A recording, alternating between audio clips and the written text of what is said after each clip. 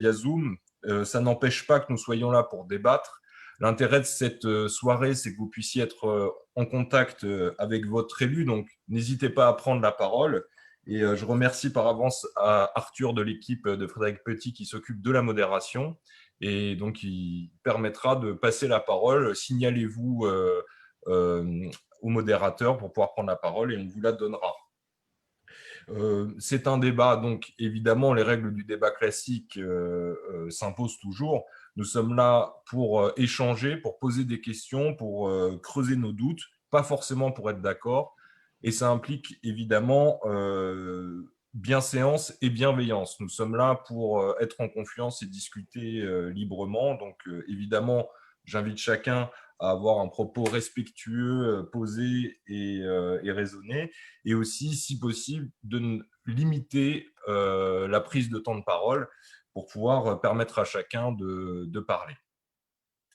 Poser voilà, c'est quelques règles de fonctionnement qui ne changent pas infiniment hein, le cadre des débats d'habitude. Je vais donner la parole à Frédéric Petit pour un petit propos d'accueil et ensuite je vais vous faire une présentation un petit peu de ce contexte. Et évidemment, j'oublie à chaque fois, je me présente. Moi, je suis Marc Debony, je suis journaliste. J'ai été grand reporter politique au Figaro pendant 7 ans et aujourd'hui, je suis à la tête d'une chaîne YouTube que j'ai créée qui s'appelle Et tout le monde s'en fout. Et donc, depuis un an, on va revenir dessus. Avec Frédéric Petit, nous organisons des séminaires citoyens, des rencontres débats pour pouvoir faire vivre voilà, la vie citoyenne et que vous puissiez échanger au plus proche de votre élu. Je donne donc la parole à Frédéric pour un petit propos d'accueil. Merci Marc, j'ai failli te reprendre parce qu'effectivement, tu avais encore oublié une fois de te présenter. Donc Marc, bien qu'on soit en toute amitié, n'est pas forcément quelqu'un de mon équipe, ni quelqu'un avec qui je suis toujours d'accord, loin s'en faut. Voilà, en termes d'introduction, je voulais dire que je suis ravi de vous retrouver. C'est sûr que la situation est très particulière. On a dû interrompre avec Marc notre série qui passait dans les lycées. Je ne sais pas si vous en avez entendu parler. Nous faisions une série de séminaires citoyens lancés par les étudiants de terminale sur la transition écologique. Et on en a fait la moitié, puis on a été obligé d'arrêter les suivants à cause du confinement général en Europe. Moi, je pensais qu'on était reparti en septembre, et puis là, je me rends compte que je vais peut-être être complètement bloqué dans mon bureau, si ça se trouve, à la fin de la semaine. Et puis, je dois donner l'exemple, donc j'essaye de pas tricher avec ça. Donc, voilà, quand tout le monde réduit sa liberté, je crois que je dois aussi les réduire. Mais donc, on a imaginé, dans les 15 derniers jours, on s'est dit comment on fait pour continuer cette présence et puis cette agitation citoyenne, j'aime bien ce mot, qu'on a lancé depuis quelques années. Et on pense que ça peut continuer sur des formes à distance. C'est plus difficile, il faut prendre l'habitude, il faudra certainement travailler, mais pour nous, c'était important de garder le contact. Donc, on a repris cette antienne qu'on avait pris pendant le confinement qui s'appelait le cœur de l'Europe, et on a appelé ça les conférences du cœur de l'Europe. On commence sur le budget et sur le plan de relance, ça me paraît un sujet important. Ça, pour ceux qui sont déjà associés à ces efforts il y a 3 ans, je vous rappelle que c'était le thème de mes premiers séminaires citoyens, c'était le budget de l'État, comment ça marche. Donc, j'espère que vous avez pris des notes, parce qu'on va vous reposer des questions, mais je crois que c'était important en ce moment de se poser ces questions sur un sujet brûlant, et on essaiera d'en faire une tous les mois sur des sujets d'actualité. Voilà, Marc, je te repasse la parole, on peut y aller, on peut attaquer. Très bien. Alors, comme Frédéric l'a dit, hein, ça va faire maintenant un an qu'on organise ces débats. À l'origine, ces débats, ils ont une vocation essentiellement citoyenne et avec une connotation plutôt écologique et avec les jeunes au centre du dispositif. Aujourd'hui, comme disait Frédéric, il paraît important de continuer à faire vivre ce lien démocratique et on a choisi d'aborder un sujet un peu particulier, celui de l'argent public, hein, celui des comptes de la nation, qui nous paraissent particulièrement importants parce qu'ils font partie finalement de notre consentement collectif à former un pays, à former une collectivité. C'est d'autant plus important, du coup, ce soir, pour nous, de pouvoir creuser avec vous ces questions. Et je voudrais vous avouer une chose dans un propos introductif, c'est que je ne suis moi-même pas du tout spécialiste des finances publiques, donc n'hésitez pas à vous exprimer, même si vous n'avez pas les mots techniques, même si ça vous semble compliqué, ça me semble aussi compliqué qu'à vous, et on fera en sorte que tout le monde, à la fin de la discussion, ait compris de ce dont on parle. Donc voilà, ne vous sentez surtout pas limité, et je m'excuse par avance si jamais je commets une faute ou que je dis une imprécision. Voilà, en toute modestie, je vous l'avoue, ce n'est pas mon cœur de spécialité, même si j'ai travaillé très sérieusement le sujet. Comme on le disait, l'argent public, c'est notre manière à tous de faire consentement pour la collectivité. Et les enjeux que couvre ce projet de loi de finances 2021, vous l'aurez compris, recouvrent des énormes défis. Parce que, évidemment, nous sommes dans un temps d'incertitude. Et l'incertitude, ça apporte des questions. Parce que l'ampleur de la crise économique et sanitaire que nous traversons impose à chacun d'imaginer une nouvelle société, des nouvelles manières de faire. Et surtout parce que dans les circonstances actuelles, il est hors de question que la vie citoyenne s'arrête. Alors bien sûr, il va falloir, au travers de ce PLF 2021, répondre aux dépenses courantes du pays, évidemment, dépasser la crise économique générée par la pandémie, et aussi dessiner ce nouveau modèle. Et pour dessiner ce nouveau modèle, par exemple, on parle d'intégrer les mesures portées par la Convention citoyenne pour le climat qu'on a déjà abordé dans un précédent débat. Édouard Philippe, l'ancien Premier ministre, l'a dit, nous sommes face à un écroulement possible de l'économie. Nous sommes face à une tempête économique et sociale qui prend une nouvelle ampleur aujourd'hui avec cette deuxième vague qui se déploie et ce couvre-feu.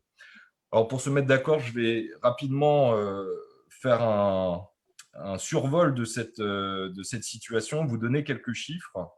Donc, d'abord, sur l'impact sanitaire, évidemment, le plus grave.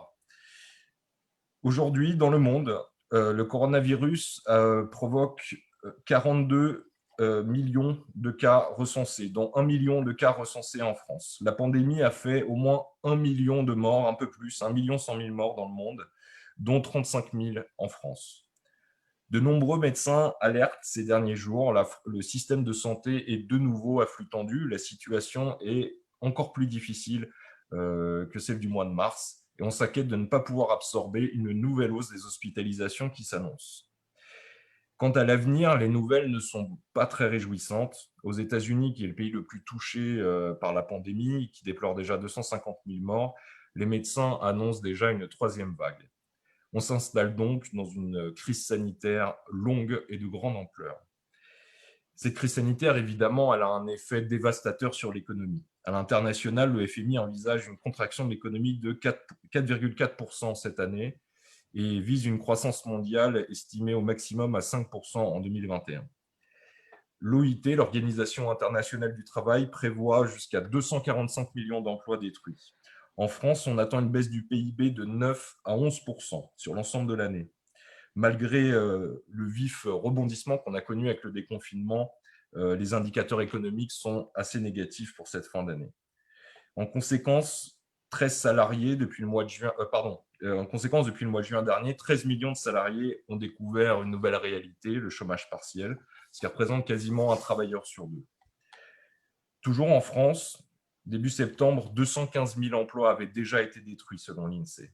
Et ça n'est qu'un début probablement, malheureusement.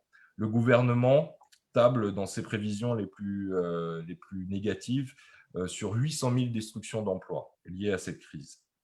Malgré les efforts, malgré les boucliers budgétaires, malgré les aides mises en place, on sait d'ores et déjà que certains secteurs vont être durablement défigurés, le BTP, la culture, le monde de la nuit, la restauration, le tourisme, qui sont chacun des piliers économiques indispensables du pays. C'est donc dans ce contexte anxiogène, pas très engageant, que débute l'examen de ce lundi. Ce lundi a débuté l'examen de la deuxième partie du PLF 2021. Le PLF, donc projet de loi de finances. Et ce PLF, pour le comprendre, il s'appuie sur trois dimensions. Enfin, il va recouvrir trois dimensions. Tout d'abord, je l'ai évoqué rapidement, le plan de budget initial de 2021. Il s'agit donc des dépenses courantes du pays. Et donc, ce budget, comme régulièrement, il est en hausse par rapport à celui de 2020. Il va falloir assumer cette hausse malgré une chute de la croissance très importante, on l'a vu, jusqu'à 11%. L'autre volet recouvert par ce PLF, c'est le plan de sauvetage du printemps. Il y a eu 3 projets de loi de finances rectificatives du budget 2020, votés, je crois le dernier voté en juin. Et là, il s'agit un peu d'intégrer toutes les mesures de ce qu'on a appelé l'État pompier, c'est-à-dire l'État qui réagit en urgence quand l'incendie économique s'est allumé. Début septembre, près de 470 milliards d'euros ont déjà été débloqués pour amortir le choc. Des prêts garantis par l'État, des reports de charges sociales, des recours massifs au chômage partiel, c'est ce qu'on a évoqué un peu avant, et des mesures ciblées évidemment pour les secteurs les plus abîmés. Ce plan de sauvetage prévoit également 4,3 milliards d'euros pour soutenir les collectivités locales et au total, 470 milliards d'euros auront déjà été débloqués pour amortir ce choc. Donc, voilà, le projet de loi de finances, ces 3 projets de loi de finances rectificatives représentent un énorme effort national. Enfin, le troisième volet, c'est le plan de relance, c'est le programme d'investissement d'avenir. Il a été présenté début septembre. Là, cette fois-ci, ce n'est plus l'État pompier, c'est l'État stratège. Il s'agit de poser les jalons de la sortie de crise et de poser les jalons de la reconstruction économique pour préparer la France de 2030. Il s'agit en gros de 100 milliards d'euros investis. 40 devraient provenir de l'Union européenne sur ces 100 milliards. Ils seront orientés sur 3 grandes priorités d'investissement annoncées par le gouvernement.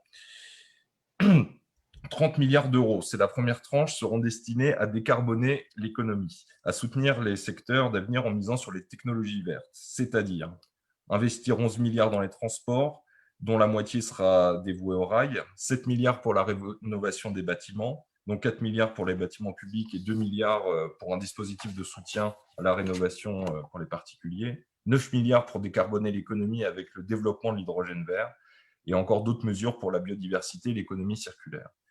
Le deuxième volet de ce plan de relance sont 35 milliards d'euros pour la cohésion sociale du territoire et la formation.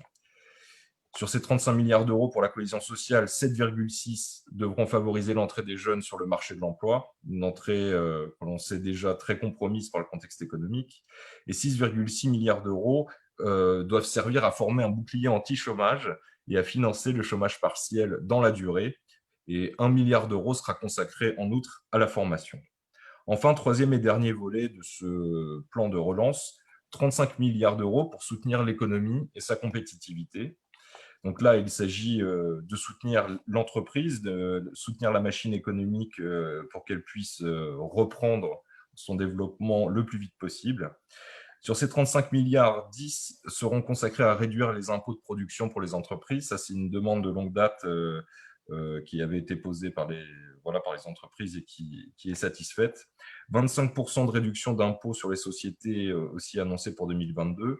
3 milliards d'euros vont être investis pour renforcer les fonds propres des entreprises et des très petites entreprises. Et également tout un programme d'investissement pour soutenir la relocalisation stratégique dans des domaines comme la santé, l'électronique, l'agroalimentaire, ainsi que la 5G. Voilà, on comprend que les temps exceptionnels appellent des mesures exceptionnelles. Et on comprend aussi que ces sujets sont extrêmement techniques et donc appellent à notre humilité à tous.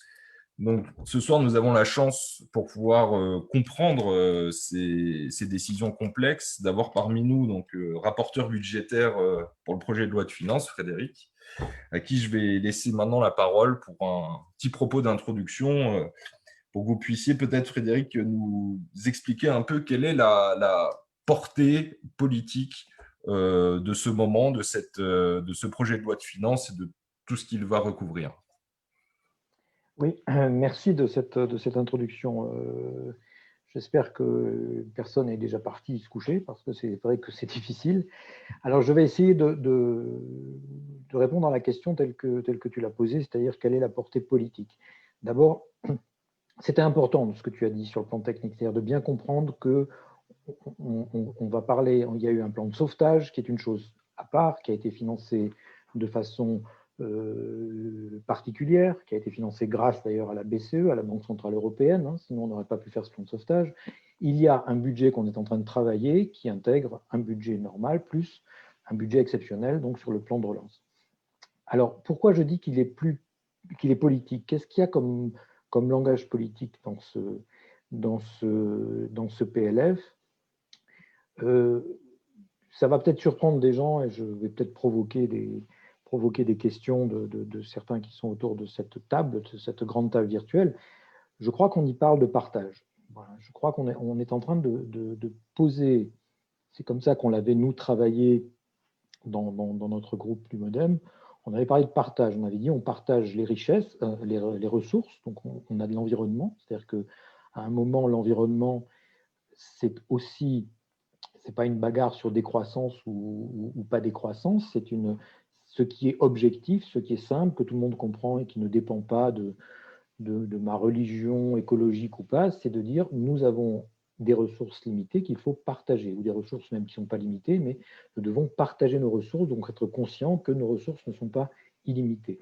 Puis partager les richesses, même quand on a du mal à les produire. Donc ça, c'est de la partie beaucoup plus financière, la partie compétitivité. Et puis quelque chose de très important et qui se retrouve dans ce plan de relance en particulier, c'est de partager les pouvoirs. C'est-à-dire qu'on a quand même cette majorité, malgré toutes les vicissitudes, etc., on est arrivé à un vieux rêve centriste, hein, excusez-moi de prendre des termes un peu politiciens, mais qui est le fait qu'on ne peut pas faire de réforme en France, on ne peut pas avancer si on ne va pas vers du girondinisme au lieu d'être jacobin, c'est-à-dire si on ne donne pas des responsabilités. Et le plan de relance, en particulier dans la première année, est orienté de cette manière-là. C'est-à-dire qu'il y a une énorme part qui fait plusieurs milliards, le montant exact, on y reviendra plus tard, mais qui est regroupée dans un programme qui s'appelle Cohésion des territoires. C'est-à-dire qu'il va venir sur des projets qui vont être apportés par les maires, par les départements, par les régions, parce qu'elles savent mieux comment on peut faire dans ma région pour trouver un travail qui est une action, quelque chose qui a besoin de financement public, mais qui va en même temps irriguer mon territoire. Donc je crois que cette idée de partage, elle est intéressante parce que on pourrait y rajouter quelque chose qui soit de l'ordre du partage du risque, quoi. Il est bien évident qu'on ne comprend pas exactement où on va. Le fait d'avoir cette idée de plan national puis européen de relance qui est lié sur les résultats financiers, ça permet aussi de partager les risques et de dire oui, on sait pas, il y a des incertitudes, mais ces incertitudes, nous allons les porter pour le meilleur et pour le pire ensemble. Voilà. La deuxième question politique qui est posée et qui va certainement qui a été longuement discutée, qui agite les réseaux sociaux, c'est ce qu'on appelle la souveraineté. C'est-à-dire, est-ce que ce plan de finances, est-ce que ce sauvetage, est-ce que cette relance vont nous permettre de retravailler quelque chose qui était parti un petit peu n'importe comment. On ne savait plus qui produisait où, on ne savait plus comment contrôler. On a eu des problèmes il y a quelques années avec le travail des enfants, on a peut-être un petit peu réduit, mais on n'était plus en état de contrôler notre stratégie de ressources. On l'a vu pendant la crise. Donc, il y a des notions dans ce PLF qui travaillent cette notion-là.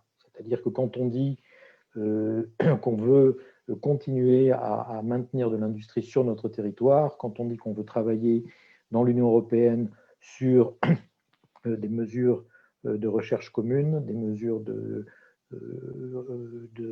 financement commun, quand on se lie dans une économie intégrée sur quel est notre rapport à la Chine, comment on va mettre de nouvelles taxes aux frontières, puisque c'est vraisemblablement ça qui va payer notre plan de relance dans quelques années.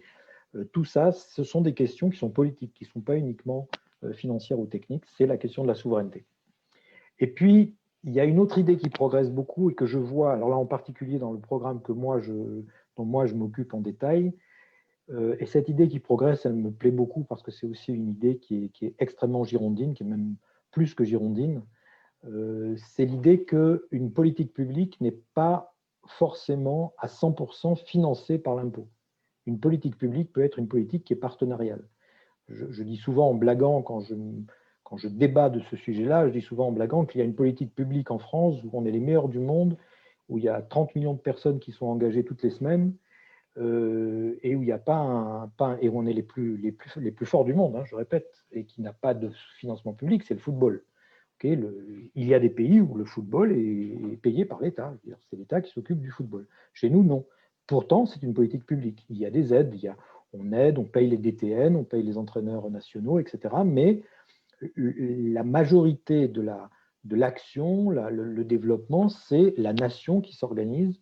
Et donc, je crois qu'on va aller en particulier, non seulement avec ce que j'ai dit sur la décentralisation, mais aussi avec les associations, avec des expériences, avec le plan d'investissement d'avenir qui cherche énormément de cadres nouveaux pour financer des actions dans les quartiers, des actions d'insertion en particulier. Tout ça, c'est quelque chose qui permet, qui porte un langage sur qu'est-ce que c'est qu'une politique publique au XXIe siècle. Ce n'est pas forcément des fonctionnaires qui font tout. Voilà. Alors, c'est compliqué, tu as dit que c'était technique, mais c'est aussi compliqué, vous imaginez bien que le PLFR 3, le projet rectificatif de l'année 2020 a été voté en juillet. J'ai reçu tout juste au moment où j'étais déjà en train de travailler sur le plan de finances 21, je recevais le résultat des premières mesures du plan de rectificatif de juillet, qui n'était pas très bonne, c'est-à-dire qu'il va falloir qu'on accélère un certain nombre de choses. Donc, c'est assez difficile à mettre en place. Mais ceci dit, il y a des choses qu'on peut voir très nettement. Le budget 21 est en nette augmentation, mais ça, c'était quelque chose qui était indépendant du Covid. C'était des sujets qui étaient bons sur la justice, sur l'enseignement. C'était des volontés politiques qu'on avait affirmées sur la justice, sur l'enseignement, en ce qui me concerne, sur l'Agence de l'enseignement français à l'étranger. On garde toujours une question lancinante, évidemment, qui a été plus ou moins en difficulté, c'est la question de la réforme de l'administration qui utilise nos outils publics. Il est évident que voilà, l'administration n'est pas toujours très encline à se réformer rapidement. Quand en plus il y a une crise comme ça, ben, c'est facile de dire écoutez, on arrête les réformes, hein, on va sauver les meubles et on arrête les réformes. Moi, je prétends que c'est le contraire, c'est-à-dire que cette crise doit nous aider à nous maintenir dans les réformes, en particulier sur les budgets qui me concernent, donc des instituts français, des lycées français à l'étranger. Voilà, et puis je le signale, on n'est pas obligé d'en parler, mais j'ai présenté des amendements que je présente toujours sur la gouvernance des opérateurs, etc. Et cette année, il y a également un amendement qui est passé en commission, nous verrons jeudi s'il est accepté par tous mes collègues, qui concerne l'agence de l'enseignement et une certification qualité de l'agence de l'enseignement français à l'étranger. Voilà. Un dernier point qui concerne peu de monde en France peut-être, mais beaucoup de monde à l'étranger, c'est évidemment la fin de la réforme de la fiscalité des non-résidents, donc où on a enfin fini d'effacer les effets de bord qu'on avait dans notre réforme. Donc, je pense que la réforme va pouvoir maintenant être mise en place. Il n'y a plus de résistance, je n'ai pas entendu, tout le monde a vérifié. Et un petit plus qui m'est là très personnel, certains d'entre vous le savent, je défends et je suis en train de construire la notion de résidence de repli qui viendrait s'ajouter à la résidence principale ou la résidence secondaire, c'est-à-dire que quand on est inscrit dans un consulat à l'étranger, on aurait un statut de notre résidence en France, si elle est, suivant certaines conditions, si elle n'est pas ostentatoire, si c'est la seule maison, si elle est vide, si elle est à ma disposition, pourrait ne pas être considérée comme une résidence secondaire, ni comme une résidence principale, puisqu'elle ne peut pas l'être, et aurait un statut particulier que nous sommes en train d'essayer de construire. Voilà, ça, je voulais que ce soit les points très clairs au début que je ne voulais pas rater ces informations-là qui me paraissaient très importantes. Et évidemment, maintenant, place au débat, aux questions. Alors, je me propose de lancer la discussion sur une question qui nous intéressera tous et qui permettra de reposer peut-être un peu de cadre clair. Vous avez, Frédéric, parlé de ce partage du risque et de la richesse qui fait partie voilà, de l'esprit de ce PLF. concrètement, si le budget 2021 est en hausse, si on a 100 milliards d'euros de plan d'aide, s'il y a toutes ces mesures qu'on a évoquées plus tôt, où est-ce qu'on va chercher l'argent concrètement? D'où viennent les fonds? Est-ce que ça veut dire que, par exemple, la sobriété budgétaire, c'est un concept qu'on a abandonné pour les 5 prochaines années au minimum? Non, très bonne question. Alors, je vais bien faire le détail. D'abord, je parle de ce qu'on a rajouté en 2020. Voilà, ça a été financé de manière assez simple. La Commission européenne vient de lancer un emprunt de 17 milliards d'euros. Il y a eu 200 milliards de propositions. C'est-à-dire que nous sommes encore, France et Europe, nous sommes encore des gens solides et des gens à qui on fait confiance. Et c'est pas uniquement, on ne passe pas une casquette pour reprendre de l'argent hein, quand on fait un emprunt public, hein, pour que tout le monde comprenne bien. C'est que cet argent qui vient, il a besoin de venir quelque part.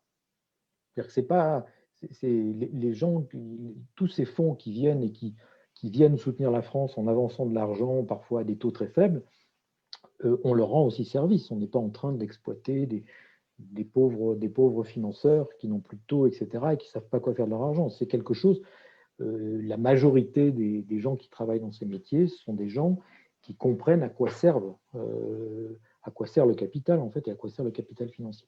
Donc ça, c'est une chose qui a été permis par le mécanisme que la Banque centrale a instauré dès le début de la crise, la Banque centrale européenne.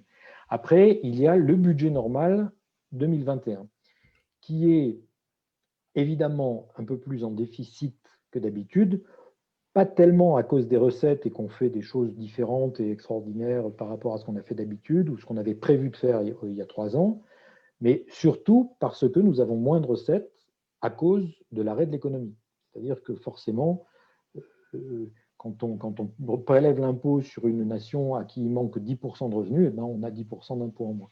Voilà. Mais le PLF 21, dans son périmètre égal à celui de l'an dernier, est relativement sage et ne poserait aussi aucun problème de financement. Et puis après, il y a le plan de relance, donc qui lui vient se rajouter comme un plan séparé. Donc c'est une mission relance. Hein. Vous savez que ceux qui ont fait les séminaires citoyens se rappellent que le budget de l'État se fait en mission. Donc il y a 22 missions. Et cette année, nous avons rajouté une mission qui s'appelle mission plan de relance, de façon à bien l'isoler. Et cette mission, alors cette année, ce n'est pas 100 milliards, puisque les 100 milliards, ça sera sur 2 ans ou 2 ans et demi.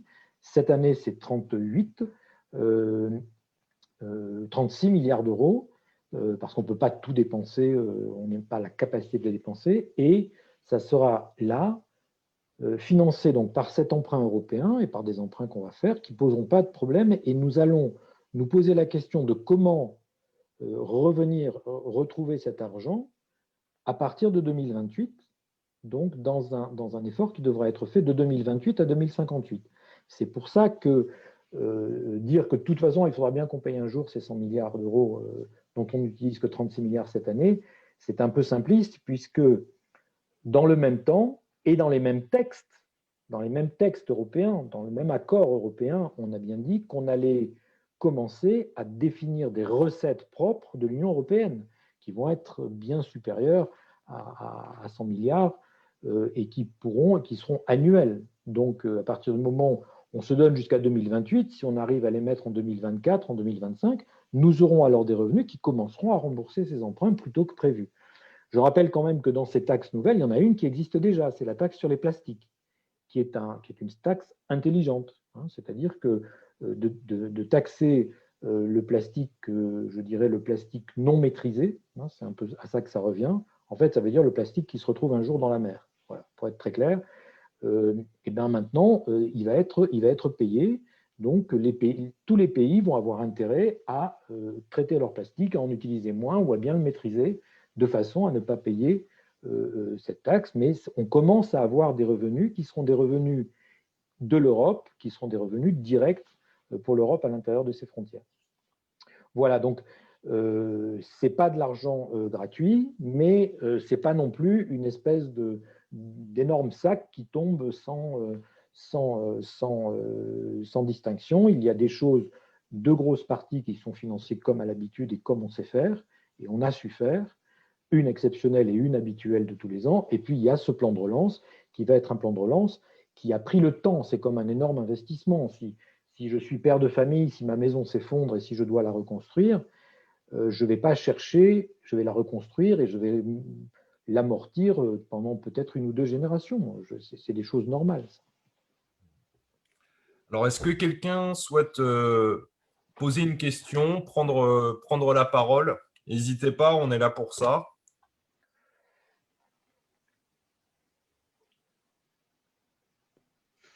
Ah, on a Bonjour. Christophe. Ah. Moi, je ne vois pas. Allez-y, Grégory, allez-y.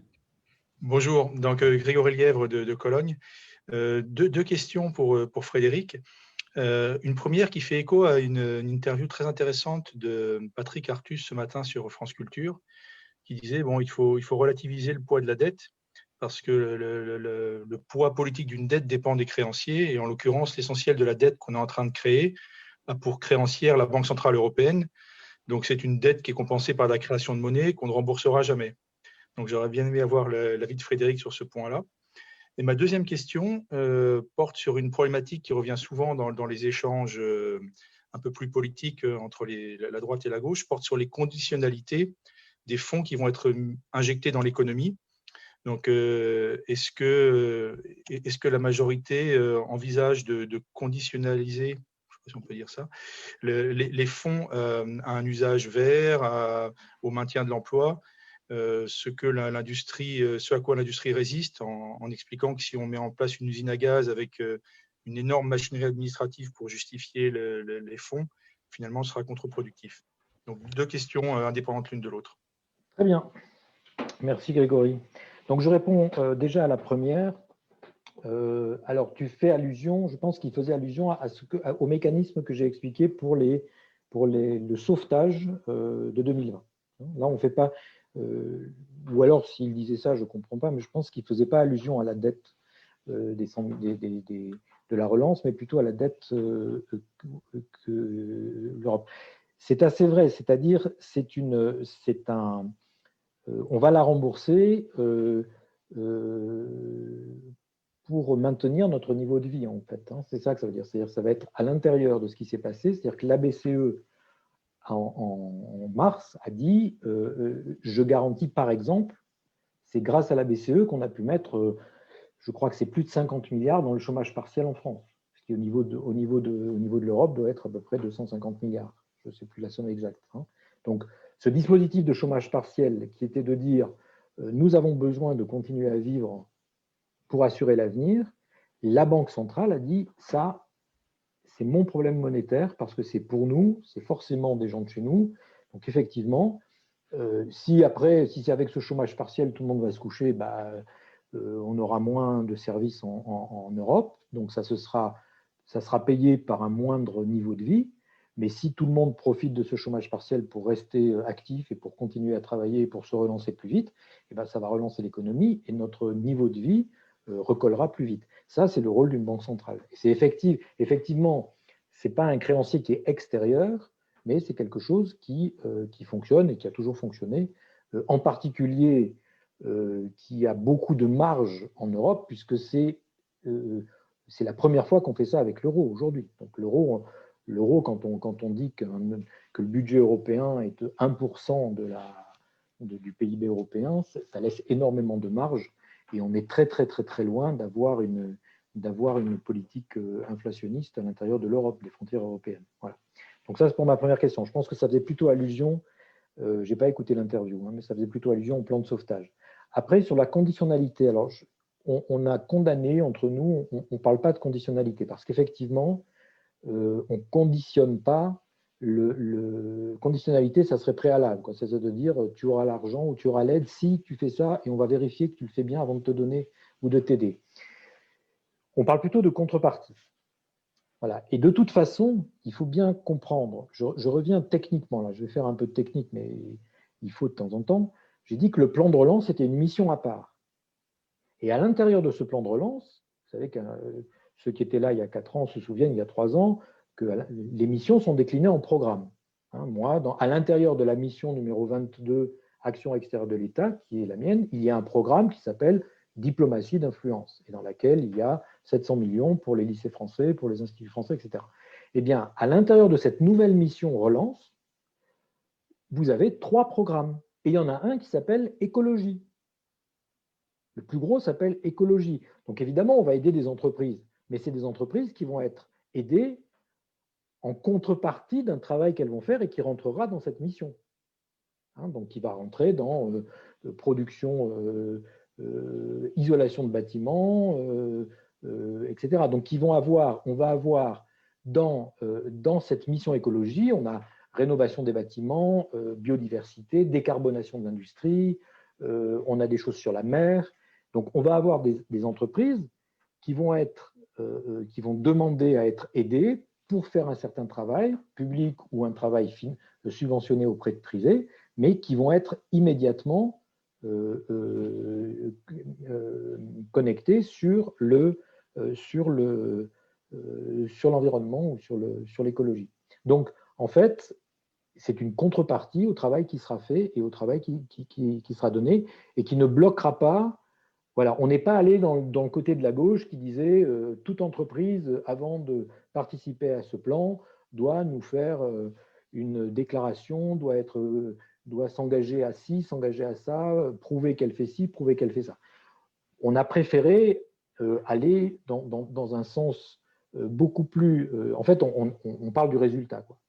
On s'engage sur le résultat et pas sur l'état et la statut, les statuts de l'entreprise qui va être aidée. L'entreprise qui va être aidée, c'est une entreprise qui travaille dans l'environnement, qui embauche des jeunes. Voilà, elle embauche des jeunes. Si elle embauche des jeunes, elle est aidée. Si elle n'embauche pas de jeunes, elle n'est pas aidée.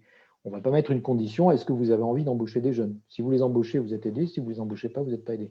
Ça, c'est pour le deuxième programme. Donc, il y a un programme qui est l'écologie, un deuxième programme qui est la compétitivité, et le troisième programme qui travaille sur les collectivités territoriales. Donc, qui va venir vers les collectivités territoriales pour les aider à se remettre en cohésion et à développer à participer au plan de relance là où elles pensent que c'est nécessaire. Voilà, donc on n'a pas fait de dogme. On n'a pas fait de dogme, mais l'argent ne sera pas utilisé n'importe comment par n'importe qui simplement pour aider. Je me permets de rebondir avec une question du chat qui poursuit un peu sur cette thématique. C'est Alexandra Leliette qui demande si ces contreparties sont tout à fait légitimes, est-ce qu'on a le temps et est-ce que la priorité n'est-elle pas à l'urgence de décaisser des fonds? Oui, alors d'abord, il y a une chose sur laquelle il faut être très clair. Le plan de relance, ce n'est pas le plan de sauvetage. Dans l'année 2020, on ne parle que de plan de sauvetage. Le plan de relance ne prévoit de rien décaisser avant le 1er janvier 2021. Ça, c'est clair. Le plan de relance, c'est 36 milliards dont je parle, c'est tout en 2021. Donc, on a déjà aussi un peu de temps pour se préparer. Et puis, effectivement, c'est ça. C'est-à-dire que si on avait dit conditionnalité, on aurait été obligé de faire un énorme travail de contrôle et de préparation avant de venir aider. Donc, il vaut mieux un travail de contrepartie qui juge les objectifs et qui dit, ben voilà, si on veut renforcer l'isolation de nos bâtiments, vous savez que c'est 40% de notre problème de CO2 en France, c'est l'isolation des bâtiments. Donc là, on met un énorme montant, je crois que c'est de l'ordre d'une dizaine de milliards, je vais essayer de vérifier, pour l'isolation des bâtiments. Bon, si les entreprises ont isolé les bâtiments, bah, elles ont isolé les bâtiments. On ne va pas vérifier qu'elles les ont isolés. Voilà. Et effectivement, après, on verra. Il y aura sur les grandes entreprises, il y aura des exigences de certification, etc., mais qu'on pourra voir dans un deuxième temps et qui vont accompagner ce travail. Alors, pour les chiffres, sur la rénovation du bâtiment, c'est 7 milliards, je crois, pour la rénovation, donc 4 milliards pour le bâtiment public et 2 milliards pour le nouveau dispositif MaPrimeRénov', donc qui encourage les particuliers à… Ouais, je crois que c'est un peu plus. Moi j'ai 8 milliards pour la rénovation des bâtiments, mais ça dépend de quel programme on parle, quoi. Bon. Non, mais on est en train de travailler, hein. Ils sont en train de voter, ça va partir au Sénat. Donc. Mais c'est de cet ordre-là. Ça sera forcément de cet ordre-là. Très bien. Nous avions Christophe qui souhaitait prendre la parole. Et 2 questions de précision sur le programme communautaire. 750 milliards, dont 390 milliards de dons. Donc ça, c'est par définition non remboursable par la France, mais la France participe bien sûr à hauteur de sa quote-part au niveau communautaire. Donc c'est de la dette indirecte qui sera prise au niveau de Bruxelles. Est-ce que l'on sait déjà à quelles conditions seront octroyés les 360 milliards de prêts de la Commission aux États membres? Parce que ce n'est pas tout sous forme de dons, mais donc quasiment la moitié sous forme de prêts. Je présume que ces conditions sont identiques pour tous les pays bénéficiaires, mais je n'en suis pas sûr. Troisième question, Frédéric, tu disais pas de conditionnalité au niveau de l'affectation des fonds communautaires. Est-ce que ça, c'est vraiment quelque chose qui est déjà finalement approuvé?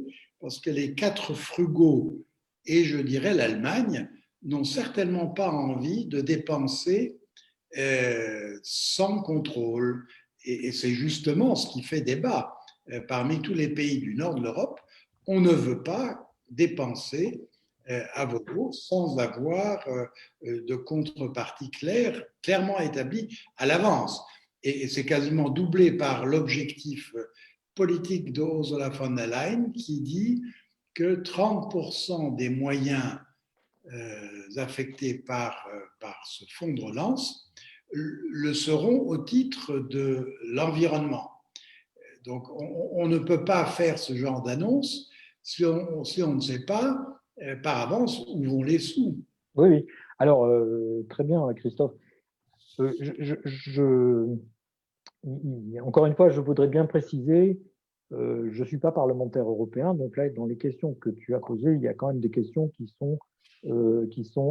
concernent le budget européen et pas le budget de la relance française. Tout ce que j'ai dit jusqu'à présent, c'était sur le budget français, celui dont moi je suis responsable. Alors, je reviens sur les 3 questions. Première question. La France participera,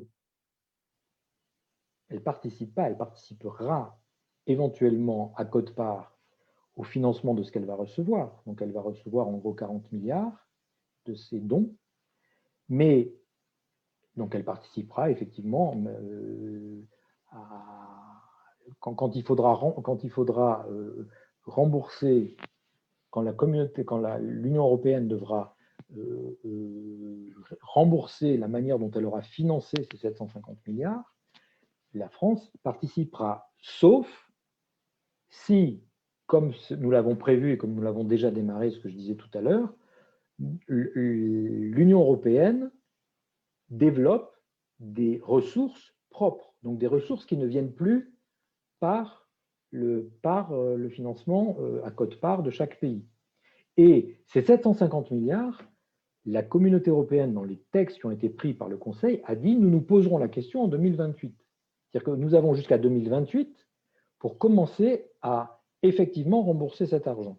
Donc, soit nous aurons été nuls et nous n'aurons rien fait, et à ce moment-là, nous les rembourserons uniquement par de l'emprunt, et effectivement, à partir de ce moment-là, cet emprunt sera remboursé par les quotes-parts des pays comme on fait aujourd'hui, mais nous pensons, et j'en suis persuadé parce que, encore une fois, il y a énormément de marge à la communauté européenne, dans l'Union européenne, nous aurons une taxe un mécanisme carbone aux frontières, nous aurons une taxe plastique, nous aurons les GAFA éventuellement, etc., qui seront des recettes qui seront affectées à cela. Donc la France, je dirais, participera sur le reste à payer. Voilà. Mais on ne sait pas quel est le reste à payer. C'est pour ça que le discours un peu simpliste aujourd'hui de dire la France reçoit mais paye plus qu'elle reçoit, c'est pas exact. Voilà.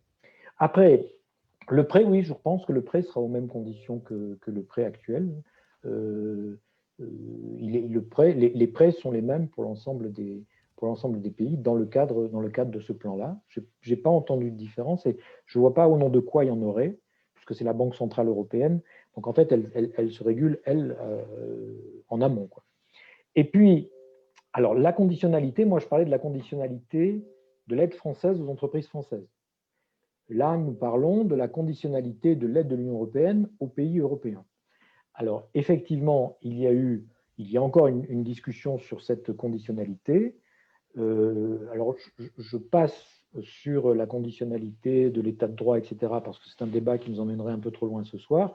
Par contre, sur ce qui a fondamentalement changé le 18 mai, et je crois que c'est comme ça qu'il faut présenter le 18 mai. C'est toujours comme ça que je l'ai présenté depuis le 19 mai, moi. Je ne dis pas que finalement les Allemands ont accepté de faire de la dette commune.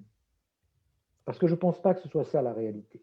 Ça donne l'impression qu'il y avait une bagarre et puis tout d'un coup, il y en a un qui a cédé. Ce n'est pas du tout ce qui s'est passé, à mon avis, entre Meseberg et le 18 mai 2020. Ce qui s'est passé, c'est que deux partenaires ont fini par comprendre de quoi l'autre parlait. Et ce que l'Allemagne a imposé, elle, dans cette décision du 18 mai, c'est de dire oui, si nous faisons des choses ensemble, mais disons ce que nous voulons faire ensemble. Si nous faisons des choses ensemble, alors nous les finançons ensemble, mais nous les posons ensemble. Et ce qui se passera dans ce plan de relance, c'est que devant le Conseil, chaque pays va venir dire voilà, moi je fais ça. Et je fais ça parce que c'est l'intérêt de l'Europe.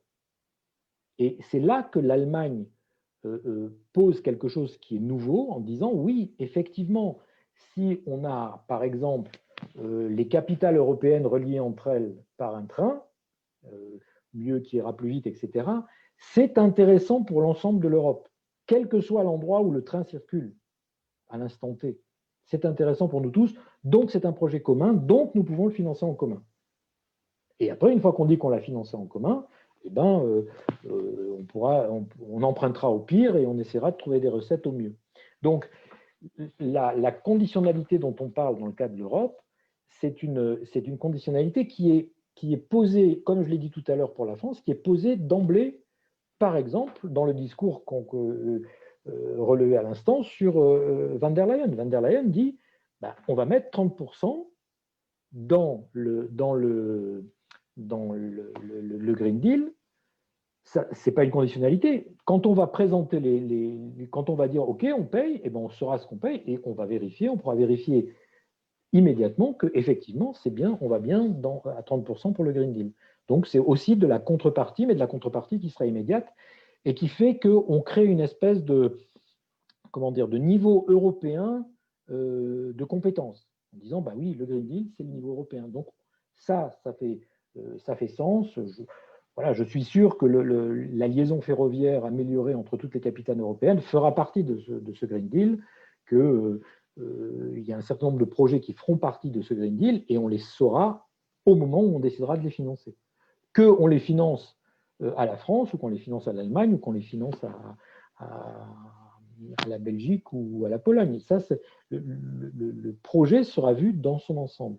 Je prends souvent cet exemple quand je me bagarre avec des adeptes thatchériens du « I want my money back » au niveau européen, parce qu'il en existe en France, bien sûr. Je dis souvent, est-ce que quelqu'un dirait en France que la Bretagne est gagnante ou perdante dans l'impôt français?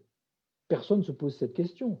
Est-ce qu'il viendrait à l'idée de quelqu'un en France de dire « Ah oui, mais les retraités, leurs impôts alimentent l'éducation nationale et pourtant ils ne vont plus à l'école ».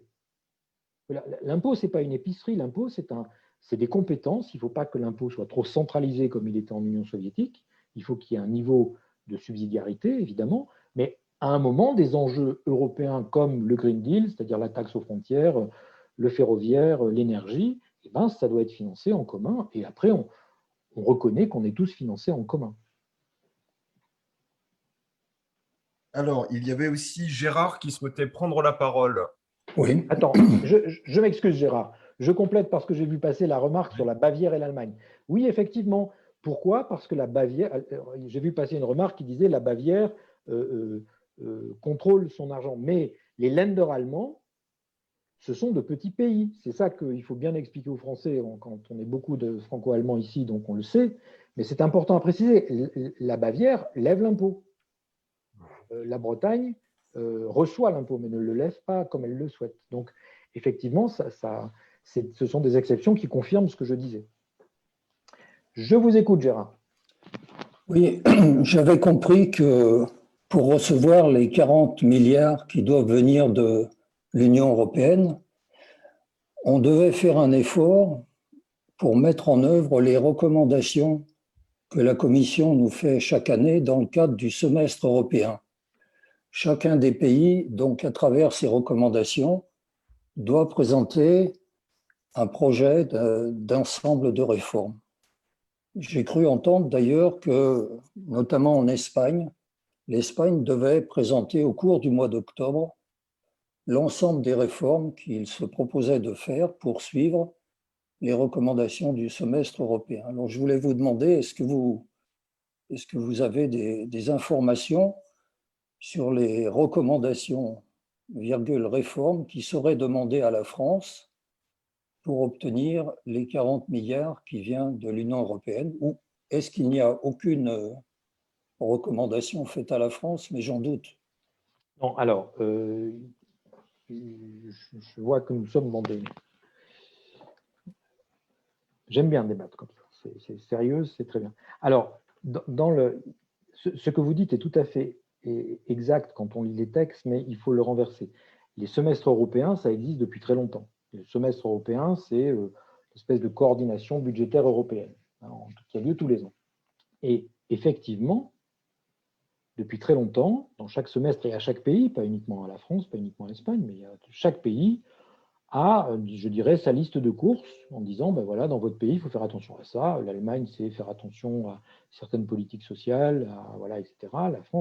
La France devait faire des réformes sur un certain nombre de réformes administratives, sur ce qu'on connaît tous très bien, je ne vais pas rentrer dans les détails, mais une administration un peu trop centralisée, un peu trop lourde, un peu trop qui fait parfois double emploi, etc. Nous avons des réformes à faire.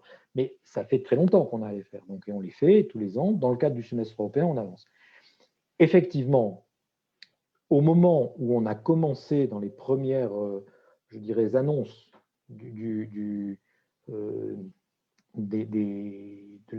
contreparties et de la façon dont on va juger les plans de chaque État, effectivement, il y a une phrase qui dit « Nous prendrons en compte l'état des réformes des semestres européens » dans le sens, on ne va pas mettre sous cloche pendant 2 ans ce qu'on dit au semestre européen et puis on reprend tout à zéro. Donc, chaque pays devra, sans oublier les réformes qu'il s'est engagé à faire avant la crise, devra adapter et proposer un plan. Mais ce plan le plan de relance de chaque pays sera étudié à l'aune du semestre européen, mais pas uniquement. Donc, vous l'avez peut-être vu dans des textes, je ne suis pas allé aussi en détail dans les textes, mais il est fort possible qu'on ait dit, qu'on ait répété dans les textes. Il faudra aussi répéter ce qu'on avait déjà dit, revoir ce qu'on avait déjà dit avant. Donc, peut-être le décaler, peut-être dire je ne peux pas le faire maintenant, il faudra que je fasse moins vite, ou cette réforme-là, je l'ai finie. Mais ça sera vrai pour tous les pays. Ça sera vrai pour tous les pays. On ne passe pas outre les recommandations précédentes. Frédéric, est-ce qu'il faut comprendre que l'activation de cette solidarité européenne va finalement coûter plus cher à la France que ce qu'elle va lui rapporter? Alors, c'est une question qui m'est souvent posée, et encore une fois, je ne me pose jamais dans cette question-là. Quand je suis en France, moi je suis au Tolonnais, j'habite au Tolonnais. Voilà. Le Tolonnais, il ne se pose pas la question de savoir si ça va lui coûter plus cher ou moins cher. Le Tolonnais va finir son budget. La région PACA va finir son budget, et la France finira son budget, et l'Europe finira son budget. Ce qui va se passer, c'est que nous allons être aidés pour mettre en place notre plan de relance, nous allons être aidés par l'Union européenne, parce que ce plan de relance va être considéré par tous nos partenaires européens comme important pour l'Europe. De la même manière que le plan de relance, il est important de relancer un certain nombre de choses en Allemagne, de relancer un certain nombre de choses en Pologne, de relancer un certain nombre de choses en Italie et en Espagne. C'est l'Italie et l'Espagne qui ont été le plus marqués. Donc l'Europe dit, pour l'intérêt de tous les Européens, je ne peux pas laisser des régions entières ne pas pouvoir se redresser après le passage du Covid. Donc je vais aider plus les régions où on a été plus marqué, donc l'Italie, l'Espagne, la France, mais je vais aider tout le monde, et je vais aider parce que c'est important pour nous tous. Voilà, c'est-à-dire que ce n'est pas une espèce de banque ou de guichet qui dit « Ah, je vous aide ou je ne vous aide pas parce que je vous aime bien ». l'Europe, les 27 pays disent nous voulons en sortir tous ensemble, donc les pays qui ont le plus souffert, nous allons les aider, mais nous allons nous aider tous les uns les autres. Après, encore une fois, je répète cette idée que ces 40 milliards d'aides de l'Europe font partie des fameux 350 dont on a parlé tout à l'heure, c'est-à-dire que leur remboursement, la France va y participer parce qu'elle participera à l'ensemble, mais elle y participera au reste à payer, qui sera peut-être beaucoup plus faible que ce qu'il est aujourd'hui. Personne ne peut le dire. En tout cas, c'est une question qui ne se posera pas de manière, qui se posera, si la réponse est positive, avant 2028, mais qui, a priori, aujourd'hui, au pire, est prévue de 2028 à 2058. D'accord. Il y a une question de Mathurin. Mathurin, est-ce que vous voulez prendre la parole?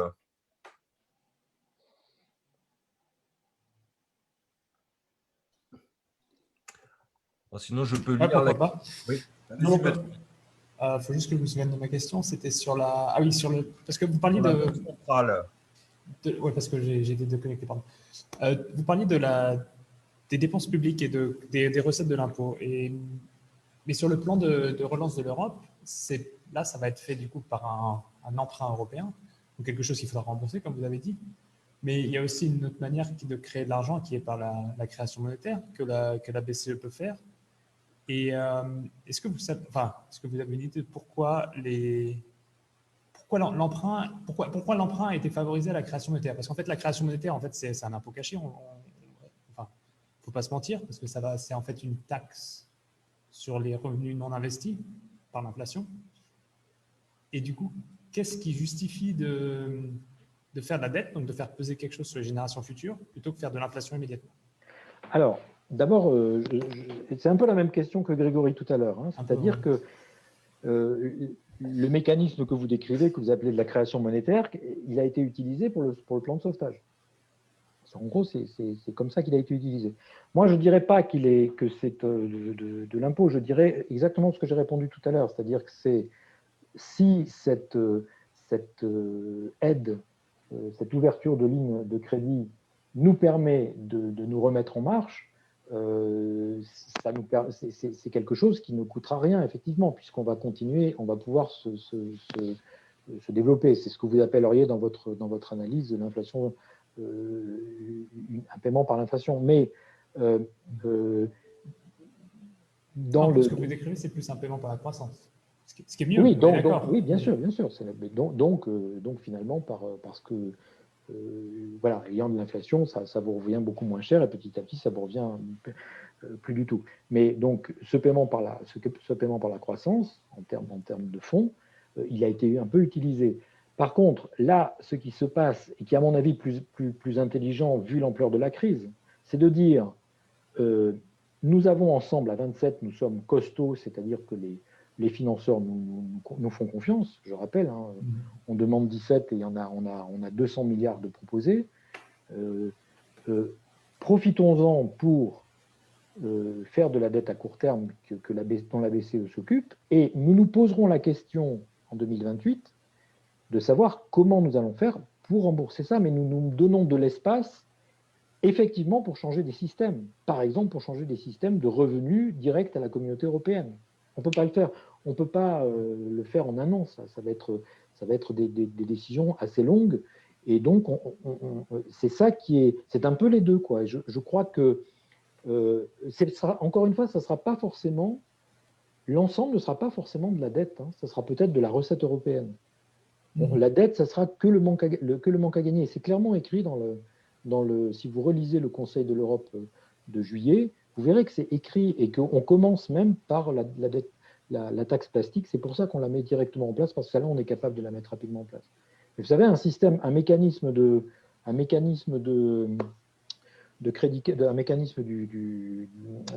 carbone aux frontières, ça va venir vite, hein, parce que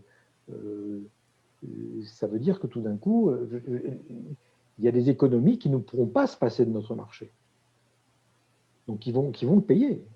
Ils vont le payer. Et donc, à un moment, c'est assez intelligent de dire je préfère m'endetter en commençant à rembourser plus tard que de faire de la création monétaire immédiatement et pour l'ensemble des besoins. Les besoins ne sont pas les mêmes. Le sauvetage et la relance, ce n'est pas pareil. Le sauvetage, on ne se pose pas de questions sur qu'est-ce que je fais. On fait du chômage partiel, on ne réfléchit pas, on ne contrôle même pas tout, quoi.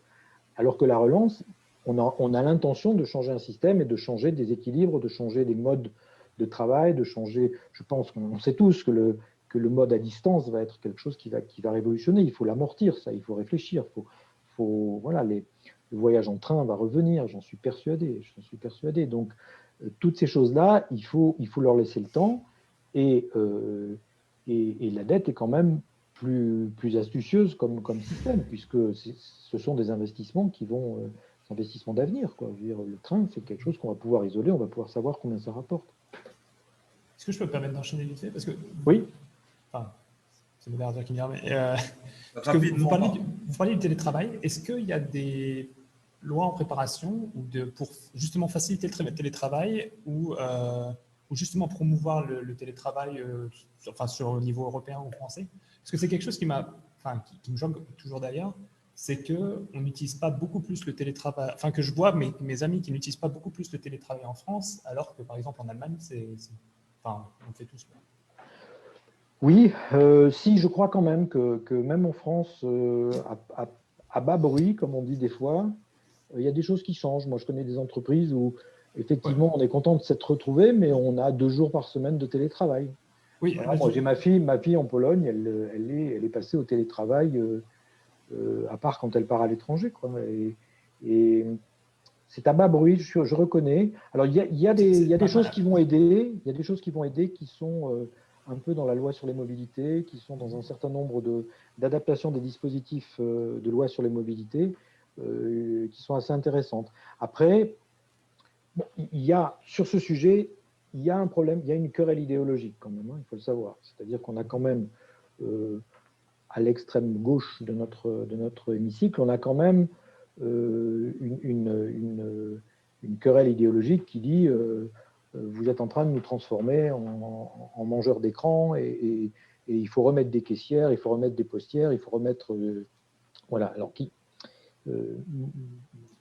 moi je suis pas pour la disparition des contacts humains. Je suis pour que les contacts humains soient efficaces, quoi. Si jamais j'ai besoin d'avoir 15 tampons qui servent à rien, ça m'énerve, quoi. Et donc je crois que ce qui n'est pas fait et là où il faut qu'on travaille en France, c'est plutôt sur l'harmonisation, sur les problèmes d'identification. Par exemple, on a de gros problèmes dans l'éducation nationale en ce moment. Dans 15 jours, on ouvre un immense colloque et quelque chose donc virtuel qui s'appelle le numérique éducatif en France, parce que ça a beaucoup bougé, ça a beaucoup boosté, mais on a des problèmes à régler ou qu'il faut régler vraiment en s'arrêtant et en réfléchissant. Par exemple, les examens. Hein, aujourd'hui, l'identification de celui qui passe l'examen, c'est crucial.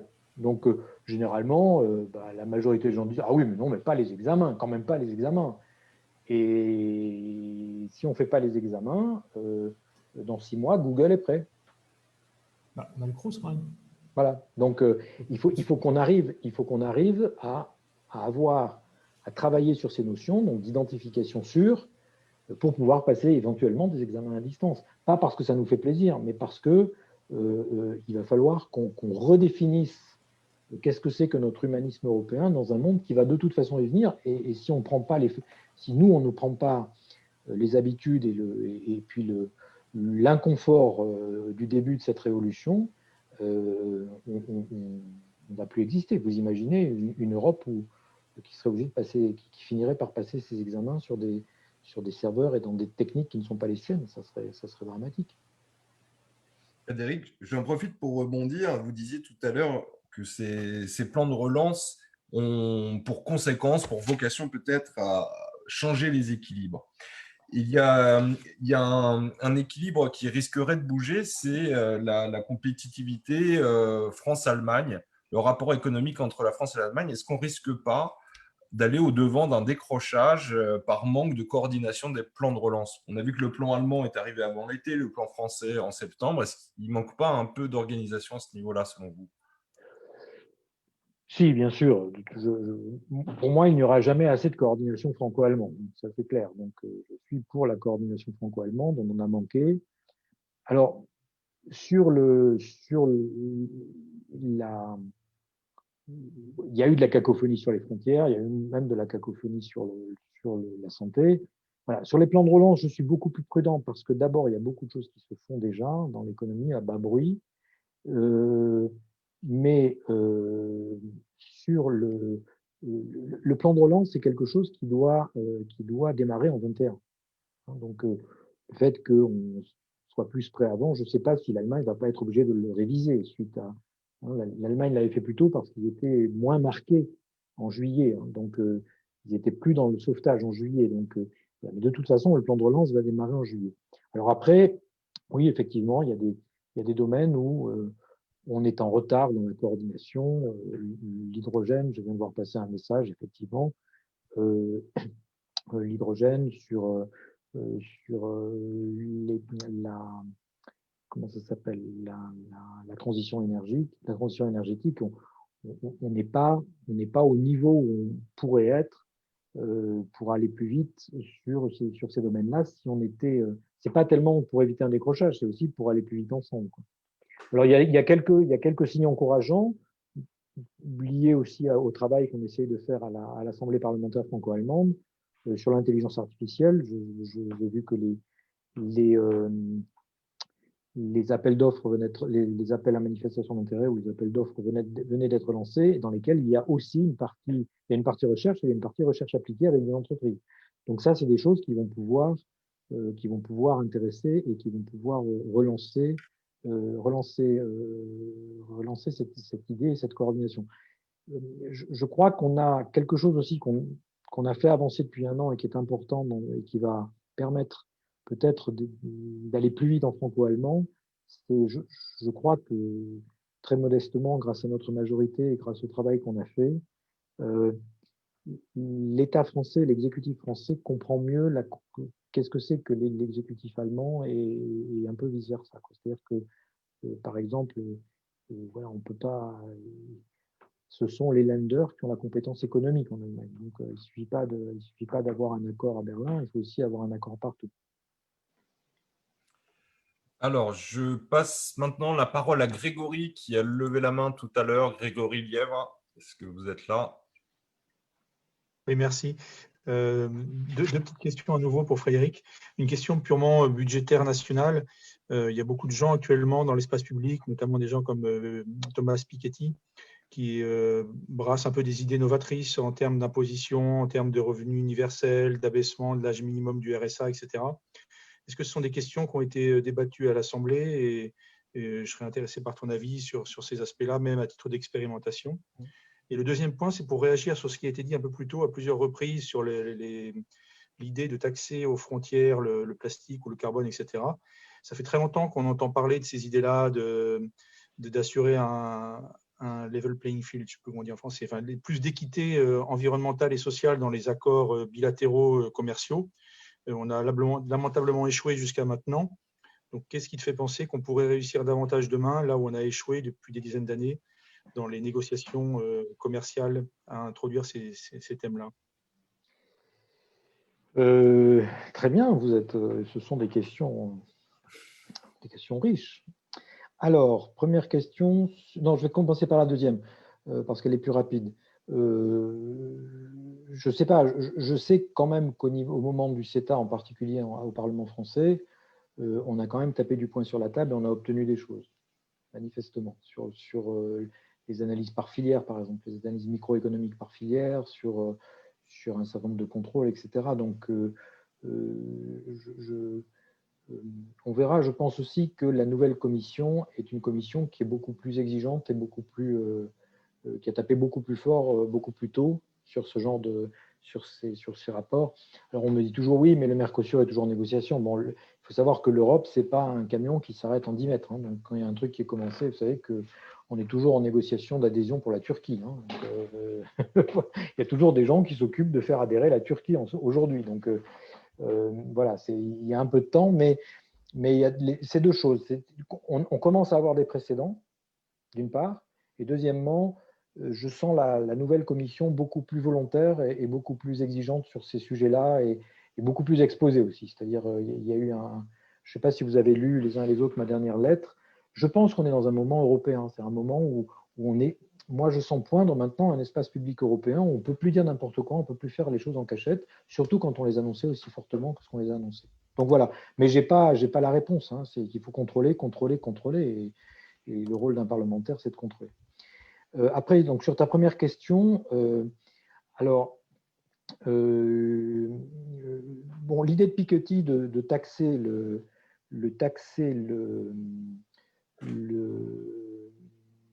faire un impôt sur le capital plutôt que sur le revenu. Hein. C'est sa grande idée, d'accord, qui est très séduisante mathématiquement. Et voilà. Le problème que j'ai par rapport à ça, c'est un problème qui est très moderne, hein, c'est-à-dire que on fait comment pour y arriver? C'est-à-dire que c'est comme l'histoire de faire rouler les camions à gauche. On fait d'abord rouler les camions, puis après, un mois après, les voitures, quoi. Je ne sais pas comment on fait pour y arriver. Il faut accepter aussi l'histoire d'une société, l'histoire d'un monde qui a dit, ben, on est parti. C'est très jeune, hein, l'impôt sur le revenu. Hein. On n'en a pas conscience, hein, mais l'impôt sur le revenu tel qu'on le connaît, c'est quelque chose qui date du début du XXe siècle, hein, donc avec des hauts et des bas. Donc, je crois que théoriquement, c'est une idée très séduisante. Je ne sais pas si ça.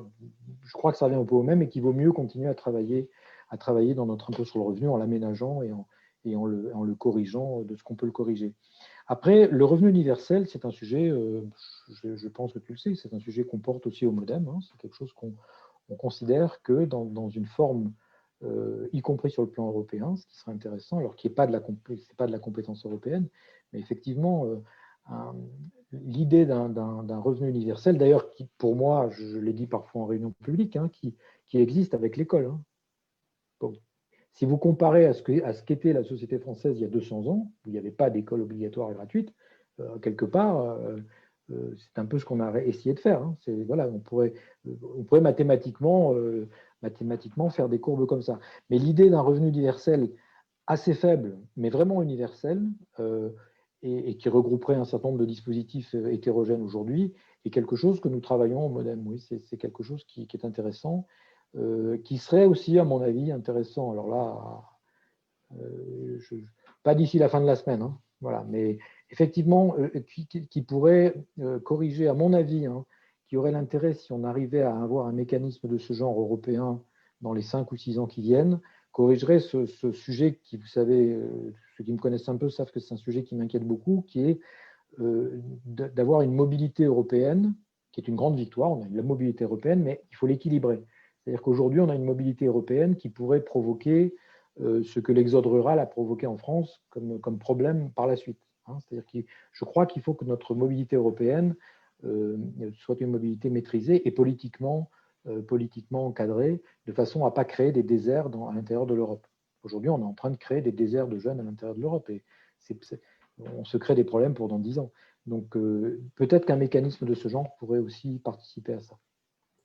Voilà pour tes deux questions. Alors, je voudrais maintenant passer la parole à Anne Levent, qui avait une petite question. Est-ce qu'Anne Levent est parmi nous? Non, écoutez, merci, bonsoir, c'est gentil, mais Monsieur Brouwer a bien répondu. C'était sur le chat. Voilà, c'était sur le chat. Voilà. Il y en a qui disent sur les financeurs, en fait. Ce sont des financements, ce que j'ai dit tout à l'heure, c'est-à-dire qu'il y a des gens qui font ce métier et qui cherchent des choses et qui ont besoin de mettre leur argent pour faire travailler les autres voilà. Et donc, quand il y a une offre comme ça, eh ben, ils proposent et on s'est aperçu qu'il y en avait 17 fois plus qui proposaient que ce dont on avait besoin. Et sur les taux d'intérêt, vous avez des détails? Je ne sais pas. Si c'est proposé 17 fois, ça ne doit pas être un taux d'intérêt très fort. Hein, mais voilà, à mon avis. D'accord, merci. Je ne connais pas le taux d'intérêt exact. Hein. D'accord, merci. Voilà. Nous avions Henri Zeller. Est-ce que vous vouliez intervenir? Ah, on ne vous entend pas, Henri. Je pense qu'il faut que Arthur lui débloque son micro.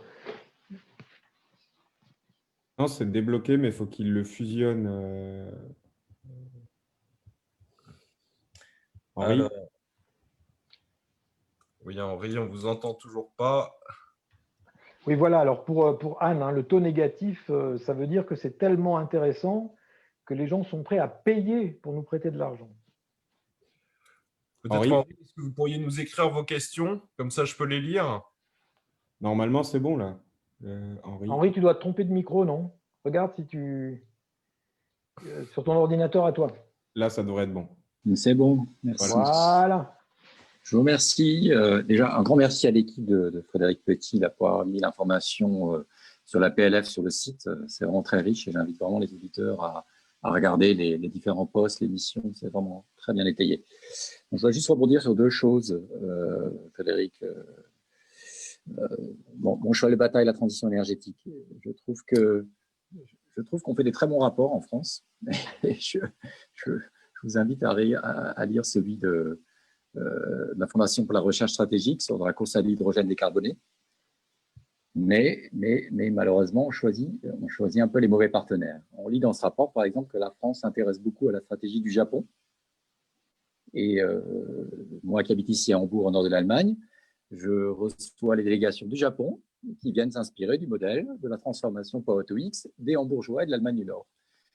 Donc, je me pose la question de savoir si c'est vraiment intéressant de l'Europe, qui est un ensemble de chercheurs qui aillent au Japon depuis la France, et puis des Japonais qui viennent du Japon en Allemagne pour chercher de la technologie, de l'inspiration, ceux de Fukushima en particulier, et puis qu'à la fin, on se retrouve peut-être dans 2 ans à une assemblée franco-allemande pour parler de la transition hydrogène européenne.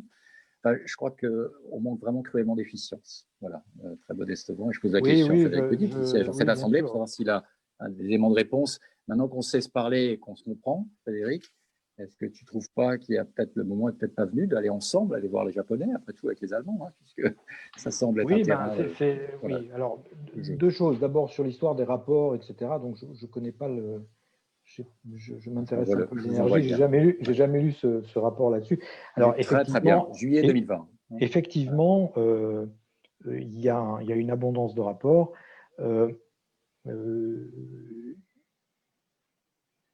Je suis, moi, partisan, effectivement, que cette assemblée franco-allemande soit une manière d'aller faire ce genre de travail, soit de le faire ensemble, mais aussi de porter quelque chose à l'extérieur ensemble.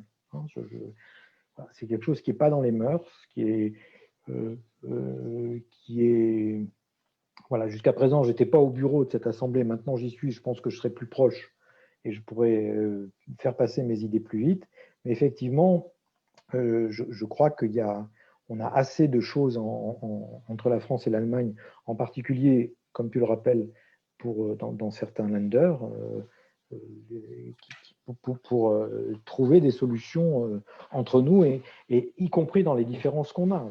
C'est là que c'est intéressant. Il y a des expériences en Allemagne sur du franco-allemand dans l'industrie, du franco-allemand dans l'entreprise, du franco-allemand dans la start-up qui est passionnant et qui vient, à mon avis, qui a été favorisé par les différences et l'écoute qu'il y avait entre les deux partenaires. Voilà, alors maintenant, nous avons créé un groupe de travail au sein de l'Assemblée franco-allemande qui s'appelle Green Deal. Voilà, nous allons voir… on commence à avoir à l'Assemblée franco-allemande une parole de contrôle qui est écoutée, quoi. Quand on commence à dire… le franco-allemand exécutif commence à comprendre qu'il y a des gens qui ne sont ni français ni allemands, qui sont franco-allemands et qui les regardent et qui ne laisseront plus tout à fait passer n'importe quoi. Voilà. On a des ministres qui sont très attentifs en ce moment, hein, qui commencent à bien comprendre et qui sont, à mon avis, encore une fois, je l'ai dit dans mon texte dernièrement en disant qu'on avait un moment européen, je ne pense pas qu'on aurait vu autant de réactions immédiates sur le franco-allemand et sur l'européen sur des sujets comme la Turquie, comme le Bélarus, il y a même 2 ou 3 ans. Maintenant, les gens posent d'abord la question de l'Europe, du franco-allemand, qu'est-ce qu'on fait, est-ce que c'est fait, etc. Voilà. Mais je suis, comme toi, encore très, très insatisfait, et s'il y a quelque chose qui me laisse des grands moments de solitude dans mon nouveau travail, c'est celui-là. Il nous reste une dizaine de minutes. Je voudrais donc aborder ce début de conclusion avec une question qui va parler un peu de l'avenir, que que ce soit le plan de relance européen ou les plans de relance nationaux en France, le plan de relance national, on entend des voix s'élever pour dire qu'ils sont mort-nés parce qu'ils ne prennent pas en compte la deuxième vague, l'éventuel reconfinement ou en tout cas l'état d'urgence. Qu'est-ce que vous en pensez, Frédéric? Est-ce qu'effectivement, il y a un souci d'anticipation alors qu'on annonce peut-être même une troisième vague aux États-Unis? Non, je pense pas. Je pense qu'il peut y avoir un décalage, effectivement. Je pense qu'il peut y avoir je pense qu'on va vers des temps très difficiles. Et au passage, je voudrais dire qu'on va vers des temps difficiles pour les citoyens. C'est-à-dire qu'il va falloir rester calme, il va falloir prendre le temps d'aller regarder les documents et de ne pas se laisser prendre par les foules qui vont s'affoler parce que ça va être des temps affolants. Hein, voilà. Donc, je pense qu'il va y avoir sans doute un décalage, etc., mais qu'il y a deux intérêts dans ce qu'on fait. D'abord, aujourd'hui, et même très rapidement, hein, je l'ai souvent cité à des gens qui en doutaient, on a une commission qui est quand même plus forte. La réaction de la commission en mars sur un sujet qui, moi, m'a paniqué, mais que pendant 3 jours, hein, qui était le fret routier. C'est-à-dire que moi, je fais partie d'une génération qui sait ce que c'est qu'une frontière fermée à laquelle on attend 48 heures. J'ai cet âge qui me permet d'avoir vu ça. Je me suis dit, mais on part dans une espèce de cacophonie de frontières où les camions européens vont être bloqués. Mais il faut savoir ce que c'est, bloqué. Si les gens ont peur, ils se mettent en travers. Après, il y en a un qui... Voilà, je me suis dit, on va être en blocage. L'Europe va se retrouver en blocage, etc. Et c'est la Commission européenne qui nous a sortis de là, en 3 jours. Hein. Avec les corridors verts, avec Galiléo, ça a été fini et on a pu au moins régler ce problème-là. Donc, je crois que le premier domaine qui est important, c'est qu'on a une réaction européenne forte. Et une réaction européenne qui a peut-être plein de trous, comme l'hydrogène, du franco-allemand qui est encore balbutiant, mais on a un cadre qui est à peu près dans toutes les têtes aujourd'hui. À peu près dans toutes les têtes. C'est-à-dire qu'on sait qu'on est concerné par ce qui se passe à Katowice dans l'énergie et pas ce qui se passe à Tbilissi, quoi. On a quand même quelque chose qui est un cadre européen qui fait que moi, je pense que ça ne fera qu'aller en s'améliorant cette solidarité européenne, parce qu'on a bien défini quelque chose qui est une espèce de frontière où on sait qu'on y va, là on est responsable tous ensemble, et puis en deçà de cette frontière, on n'est pas là. Et c'est très intéressant aussi, et je pense que ça va nous aider malheureusement. Mais le fait que finalement, il n'y a pas de pays épargné, quoi. Maintenant, avec la deuxième vague, on voit bien que les pays qui disaient qu'ils étaient les plus beaux du monde et qu'ils avaient tout effacé, on voit bien que tout le monde va avoir besoin de tout le monde. Donc ça, c'est intéressant. Alors, ça sera peut-être décalé. La deuxième chose, c'est qu'on a été quand même relativement précis dans qu'est-ce qu'il y a du plan de relance et qu'est-ce qu'il y a du plan de sauvetage. Encore une fois, le plan de sauvetage, ça peut durer en 2020, ça peut déborder. Le plan de sauvetage, c'est quelque chose qui est immédiat. Voilà. Alors, si la pandémie dure 5 ans, évidemment, personne ne peut le dire, mais bon, oui, ça va peut-être durer jusqu'à l'été 2021, on va peut-être souffrir encore jusqu'à l'été 2021, mais le plan de relance est quelque chose qui est pour quand on va sortir. Donc, si on sort un peu plus tard, on sortira un peu plus tard, mais c'est une réflexion qui, de toute façon, était à faire et qui, de toute façon, sera utile. Est-ce qu'elle sera utile au 1er janvier comme on l'attendait? Est-ce que ça va être obligé d'attendre le 1er mars? Peut-être, on verra. Mais en tout cas, c'est pas du travail, c'est pas morné, quoi. C'est pas morné. C'est une expression qui me fait un peu, qui m'a choqué dans l'hémicycle l'autre jour. Hein. D'abord, j'aime pas du tout cette expression. Je la trouve exagérée, je la trouve pas respectueuse de ce qui est en jeu, parce qu'il y a quand même des gens qui sont en jeu. Et voilà, c'est un enchaînement qui va être à trouver entre 2 ou 3 dispositifs. Hein, donc le dispositif de sauvetage, le dispositif du PLF à périmètre constant et le plan de relance, qu'il faudra articuler. Ben oui, on ne sait pas exactement comment ils vont s'articuler parce qu'on a de l'incertitude. Mais je trouve ça, oui, je trouvais ça irrespectueux. J'ai été choqué par ça. Cette phrase a été utilisée pour la première fois, je pense, en hémicycle la semaine dernière. Hein. non, je ne suis pas d'accord avec ça. Je pense qu'on a raison de faire le travail qu'on fait. Et puis, encore une fois, on le fait dans un cadre européen qui est un peu plus solide. On est un peu plus… voilà, notre maison est un peu mieux isolée. Notre maison commune est un peu mieux isolée, donc ça va nous aider. Alors, on arrive doucement vers les 8 heures. Donc, je vais entamer un propos de conclusion, sauf s'il y a une dernière manifestation particulièrement importante du public qui souhaite participer. Je voulais tout d'abord saluer la bonne tenue des échanges. Merci à tous. Et pour la première fois d'ailleurs dans le chat du Zoom, on a eu des questions et des réponses auxquelles le public répondait tout seul. Et franchement, c'est super. Il y a une excellente ambiance. Il y a un vrai souci de partager de manière honnête et transparente, même si on n'est pas d'accord, avec des bases solides. Donc vraiment, je tenais à saluer cet aspect-là. À saluer aussi la qualité des questions et des remarques qui ont été faites. Je dois dire que c'était du haut niveau. Certainement voilà, d'un niveau très expert auquel on ne s'attendait pas forcément sur un sujet aussi compliqué. Mais en tout cas, vraiment, merci d'avoir pris ce temps et d'avoir pris sur vous de prendre la parole. Et puis, peut-être, Frédéric, est-ce que tu veux ajouter quelque chose ? Ah oui, je voudrais ajouter quelque chose. D'abord, c'est la première conférence qu'on essaye. Donc là, je vois qu'on est une trentaine, on a été 35 sur le Zoom. On est encore une dizaine, je ne sais plus combien, je n'ai pas regardé sur Facebook, puisqu'on retransmet en Facebook. Il y en aura d'autres. J'ai envie de… Voilà, comme on ne sait pas où on va, ma relance à moi et mon idée à moi, on s'est engagé avec l'équipe pour dire, quoi qu'il arrive, on fait ça, cette année, on fait comme ça. Donc, il y en aura une par mois. Et on est en train de préparer les autres sujets qui seront des sujets d'actualité voilà, pour la prochaine. Non, je ne vais pas vous dire sur quoi on hésite, mais voilà. En tout cas, venez et c'est un moment intéressant. On trouvera d'autres formes. On sait que maintenant, dans Zoom, on peut faire des ateliers, même on peut faire de la traduction, donc on peut inviter des étrangers. Donc, c'est intéressant de savoir et de s'approprier ça. Et si ça permet de renforcer la citoyenneté. J'espère qu'on n'aura pas une règle de réserve pendant la campagne électorale sur Zoom, ça sera embêtant. Mais enfin voilà, on va au moins le faire une fois par mois et je vous invite à y continuer, à participer sur des sujets. Et les sujets seront de cet ordre-là, de ce niveau-là. Et puis, je voulais aussi insister sur un autre point, c'est qu'il n'y a pas que ça. Je réponds à mes mails si vous avez des sujets, si vous voulez débattre.